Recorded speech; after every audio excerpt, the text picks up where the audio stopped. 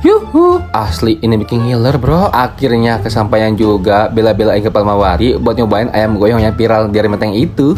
Jadi ceritanya begini, ayam goyong Malaya ini berawal yang jualan dari Menteng, sekarang malah pindah ke Palmawati. Yang biasa jualan pinggir jalan, sekarang udah punya ruko bro. Dengar-dengar kata si Babe di bulan Januari mau buka cabang di Menteng. Katanya biar pelanggan di sana nggak yoyo kesini gitu. Gimana nggak viral? Coba, katanya sehari bisa ngabisin 25 kilo ayam cincang. Ayam goyong di sini sampai kulit lumpianya aja mesti dibikin sendiri loh. Karena sekali bikin bisa sampai sepanjang gini bro. Isiannya daging ayam cincang yang dicampur bakso, ayam dan telur. Selain ayam goyong, paling banyak dinikmati ada ayam Malaya dan nasi goreng Hongkong. Porsi nasi goreng di sini sampai kalep bro. Sekalinya bikin langsung 20 porsi. Ayam goyong Malaya ini buka setiap hari dari jam 4 sore sampai jam 1 malam. Setiap hari nggak pernah sepi pengunjung bro. Makan aja sampai padat di luar maupun di dalam. Wah, ini mah bisa-bisa makan di emperan nih.